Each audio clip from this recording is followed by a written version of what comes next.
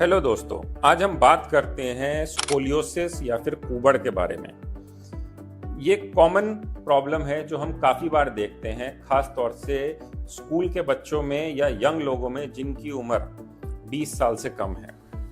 Scoliosis या कुबड़ का एक सिंपल मतलब ये है कि स्पाइन जो है वो सीधी नहीं ग्रो हो रही है, टेढ़ी मेढ़ी ग्रो हो रही है। ज़्यादातर केसेस में हमें सबसे पहले पता तब चलता है जब कंधे ऊपर नीचे हों, मतलब अगर लेफ्ट कंधा ऊपर है राइट नीचे या राइट ऊपर है लेफ्ट नीचे, तो हमारा ध्यान जाता है कि इस बच्चे में या इस इंडिविजुअल में कोई दिक्कत है और कुछ इसकी स्पाइन टेढ़ी है। दूसरा जो सबसे कॉमन चीज़ पता चलती है वो अगर वेस्ट लाइन हमारी सीधी ना हो। वेस्ट लाइन मतलब जहाँ पे हम पैंट बांधते हैं उसको हम वेस्ट कहते हैं इंग्लिश में। तो वेस्ट लाइन भी अगर ऊपर नीचे हो, उससे भी पता चलता है कि हमारा पेल्विस जो है वो टेढ़ा है, जिसका एक कारण स्कोलियोसिस भी होता है। तो अगर हम डेफिनेशन वाइज पूछें कि स्कोलियोसिस क्या है, तो सिंपल शब्दों में स्पाइन जब साइड में टेढ़ी हो जाए तो उसको हम स्कोलियोसिस कहते हैं। ये कभी कभी एस शेप में होती है और कभी कभी सी शेप में। ये हो सकता है कि हड्डी की वजह से टेढ़ी हो, ये भी हो सकता है कि ये मसल्स की वजह से टेढ़ी हो, या कभी कभी इसमें कोई कारण भी नहीं पता चलता, जिसको हम इडियोपैथिक स्कोलियोसिस कहते हैं। नॉर्मली स्कोलियोसिस जो होता है वो यंग लोगों में देखने को मिलता है, मतलब 20 साल से कम उम्र वालों में, मतलब चाइल्डहुड में और टीनेजर्स में जिसको हम कहते हैं। कभी कभी एडल्ट्स में भी होता है, लेकिन वो अक्सर 60 साल की उम्र के बाद होता है। उसको हम एडल्ट डीजेनरेटिव स्कोलियोसिस कहते हैं। अब अगर हम कारणों की बात करें तो ज्यादातर सिचुएशंस में इसमें कोई कारण नहीं पता चलता और हम इसको इडियोपैथिक स्कोलियोसिस कहते हैं। जब ये हड्डी की वजह से होता है, मतलब जन्म से अगर हड्डी टेढ़ी बेढ़ी बनी है स्पाइन में, तब हम उसको कंजेनिटल स्कोलियोसिस कहते हैं। अगर कभी पैरालिसिस की वजह से या नर्व रिलेटेड प्रॉब्लम की वजह से या मसल रिलेटेड प्रॉब्लम की वजह से टेढ़ा मेढ़ा है, तो हम उसको न्यूरोमस्कुलर स्कोलियोसिस कहते हैं। अब अगर हम साइंस एंड सिम्टम्स की बात करें कि इसमें मरीज को दिक्कत क्या होती है, तो ये भी बहुत सारे तरह के हो सकते हैं। कभी कभी सिर्फ कंधे टेढ़े होते हैं, मतलब ऊपर नीचे होते हैं, उससे ही हमें पता चल जाता है स्कोलियोसिस है।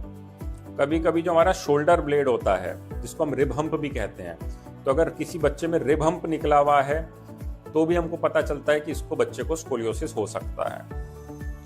कभी कभी जो पैंट जहाँ पे हम बांधते हैं, जिसको वेस्ट लाइन कहते हैं, वो अनइक्वल हो, मतलब लेफ्ट कूला ऊपर और राइट कूला नीचे हो, ऐसा भी पॉसिबल हो सकता है। बट ज़्यादातर सिचुएशंस में बच्चे को शुरू में ऐसे पता चलता है कि वो कपड़े ढंग से जो पहनता है वो फिट नहीं होते हैं, मतलब उसको लगता है कि मेरे फिटिंग के कपड़े क्यों नहीं मिल रहे हैं, तो पता चलता है कि उसको स्कोलियोसिस है। या कभी कभी घर वाले नोट करते हैं कि बच्चा एक तरफ को झुका हुआ है, जैसे राइट या लेफ्ट को झुका हुआ है, तो भी पता चल जाता है कि कुछ तो गड़बड़ है, स्पाइन टेढ़ी है, इसलिए बच्चा टेढ़ा हो रहा है। नॉर्मली स्कोलियोसिस में दर्द नहीं होता, लेकिन जो एडल्ट वैरायटी का स्कोलियोसिस होता है उसमें कमर दर्द हो सकता है। नॉर्मली नसें भी नहीं दबती कभी इसमें, सिर्फ ये होता है कि बच्चा जब खड़ा होता है तो टेढ़ा दिखता है, या कभी कभी टेढ़ापन इतना ज़्यादा हो जाता है कि अगर लंग्स दबने लगे या एब्डोमेन के ऑर्गन्स दबने लगे तो बच्चे को सांस लेने में या खाने में दिक्कत होने लगती है। ज़्यादातर सिचुएशन में जब बच्चा डॉक्टर के पास जाता है तो हम एक्सरे करके देखते हैं कि स्पाइन कितनी टेढ़ी है। जब हम और इन्वेस्टिगेट करते हैं तो हम एमआरआई भी करके देखते हैं कि ऐसा ना हो कि स्पाइन में अंदर कोई दिक्कत हो, जैसे डायस्टोमेटामीलिया जिसे कहते हैं, या टेथर्ड कॉर्ड सिंड्रोम ना हो। ये सारी चीज़ें हम सिर्फ एमआरआई में देख पाते हैं, एक्सरे में नहीं पता चलती। अब अगर हम स्कोलियोसिस के इलाज की बात करें तो हर स्कोलियोसिस को इलाज की या सर्जरी की ज़रूरत नहीं होती। ट्रीटमेंट इस पर डिपेंड करता है कि पेशेंट की उम्र कितनी है, कितने डिग्री डिफॉर्मिटी है, जिसको कि हम कॉब्स एंगल कहते हैं, बच्चे की ग्रोथ कितनी बची है। ग्रोथ से मतलब ये है कि नॉर्मली लड़कों की हाइट 21 साल तक बढ़ती है और लड़कियों की हाइट 18 साल तक। तो लड़की 18 साल तक पहुंचने में अभी कितने साल बचे हैं, या लड़के के 21 साल के होने में कितने साल बचे हैं, उससे हमें अंदाजा लगता है कि ग्रोथ कितनी बची है।